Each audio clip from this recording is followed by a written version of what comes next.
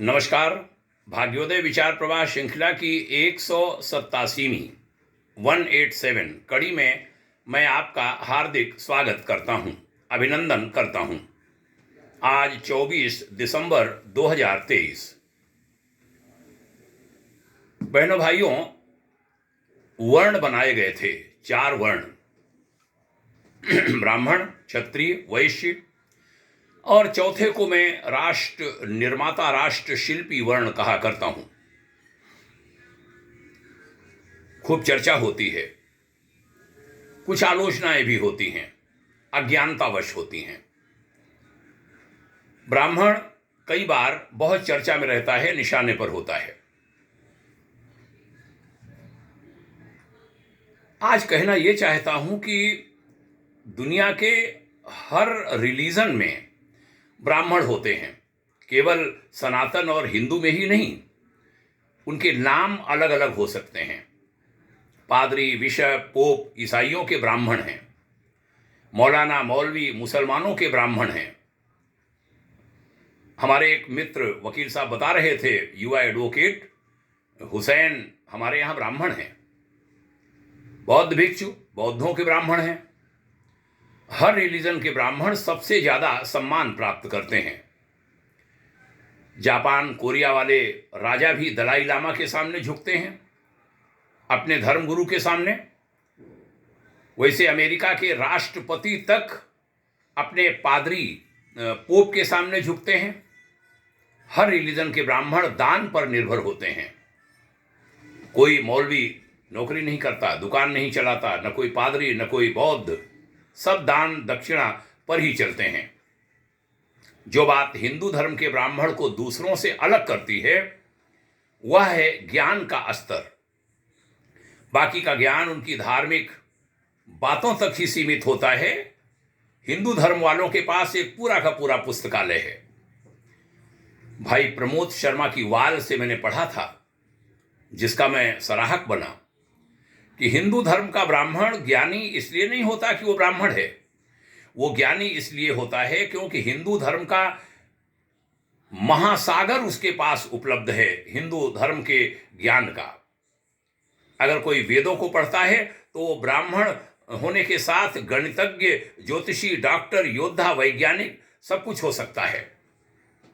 आयुर्वेद ऋग्वेद का एक उपवेद है, तो ऋग्वेद पढ़ने वाला ब्राह्मण एक चिकित्सक भी बन जाता है।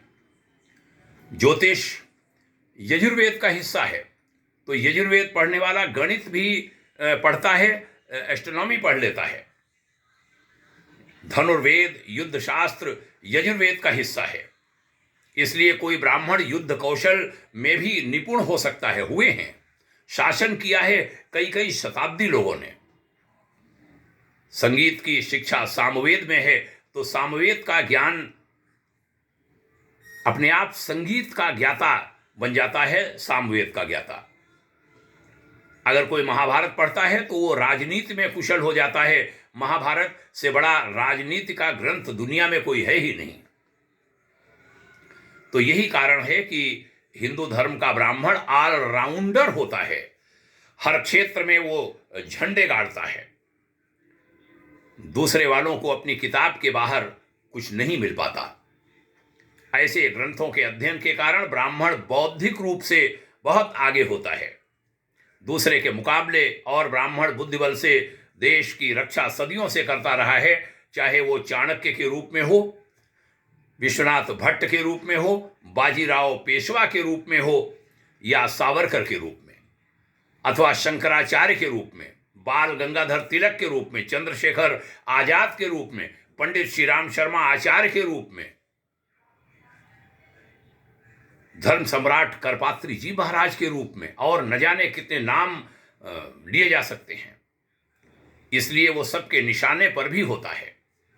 मुगल अपने युद्ध की सफलता इससे नापते थे कि कितने किलो जनेऊ इकट्ठे हुए। अंग्रेजों, पुर्तगालियों के निशाने पर भी वे रहे। फ्रांसिस जेवियर ने कहा था, ब्राह्मण यदि भारत में न होते तो मैं पूरे भारत को ईसाई बना देता। एक बात और समझने की है, हर पंथ रिलीजन से कनेक्ट होने का एक माध्यम भी ब्राह्मण ही होते हैं, उनके अपने ब्राह्मण।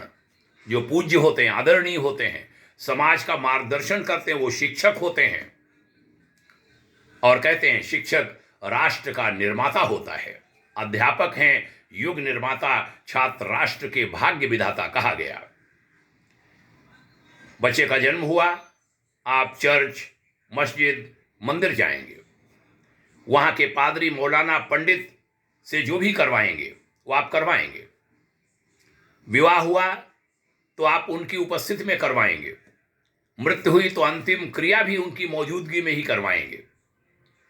सोचिए कि अगर ऐसा दुष्प्रचार कर दिया जाए कि हर पादरी, हर मौलाना ठग है, हर ब्राह्मण ठग है, ये लोग लूटते हैं, अंधविश्वास फैलाते हैं, भ्रष्ट हैं, तो क्या होगा? धीरे धीरे इनके लोग फिर चर्च, मस्जिद, मंदिर जाना बंद कर देंगे। विवाह शादियां फिर कोर्ट में हो जाएंगी। मरने पर बॉडी ऐसे ही डिस्पोज कर दी जाएगी। और इस सब के कारण धीरे धीरे वो रिलीजन खत्म हो जाएंगे, धर्म खत्म हो जाएंगे। तो अब आप ये समझ गए होंगे कि क्यों पंडितों, मंदिरों का इतना दुष्प्रचार करवाया जाता है। और इसीलिए जवाहरलाल नेहरू विश्वविद्यालय में ब्राह्मणों भारत छोड़ो के नारे लगते हैं, किसान आंदोलन में लगते हैं, सीईए के विरोध में लगते हैं, और जहां मौका मिलता है वहां ब्राह्मण टारगेट किए जाते हैं। और बहुत बड़ी फंडिंग आती है विदेशों से इस काम के लिए। इसके विभिन्न प्रमाण देखे गए हैं। जहां भी मैं ये हिंदू धर्म के ब्राह्मण की बात कहता हूं तो सब कर्म से ब्राह्मण लोगों की, न सिर्फ नाम वाले ब्राह्मणों की। मैंने पुस्तक लिखी है ब्राह्मणों का इतिहास और उनका भविष्य, आदरणीय डॉक्टर राजा राम मिश्र कमलेश, और हमारा उसमें योगदान है। भाग्योदय प्रकाशन की बड़ी महत्वपूर्ण पुस्तक है, पढ़ने लायक है। उसमें मैंने साफ साफ लिखा है कि जाति से ही ब्राह्मण नहीं हो सकते, कर्म से बनना पड़ेगा, ज्ञान, अध्यात्म, त्याग से बनना पड़ेगा। तब आप सच्चे ब्राह्मण कहलाने के हकदार होंगे और आदर प्राप्त कर पाएंगे। दासीपुत्र विदुर एक महापंडित थे, महाब्राह्मण थे, वेदों के ज्ञाता महाकवि चर्मकार रविदास भी ब्राह्मण हैं, स्वामी विवेकानंद भी, और अन्य अनेकों नाम, सैकड़ों नाम इस श्रृंखला में लिए जा सकते हैं। ये चर्चा करके अच्छा लगा। आदरणीय प्रमोद शर्मा जी के पटल से इसको देखा गया, इसके लिए अभिषेक जी को भी धन्यवाद। भाग्योदय फाउंडेशन ऐसी चर्चाएं बीच में लाता है और सभी प्रकार की लाता है, सर्व कल्याण की चर्चाएं लाता है। इसका लाभ उठाते रहिए, लोगों में इनको पहुंचाते रहिए, ये निवेदन करूंगा। दैनिक वार्ताएं तो अपनी होती ही हैं, युगऋष विचार श्रृंखला और चरैवेति श्रृंखला से। भाग्योदय विचार प्रवाह श्रृंखला की इस कड़ी को विराम देता हूं। आप सभी को साधुवाद प्रणाम कहता हूं। जय हिंद, शुभकामना, ओम शांति।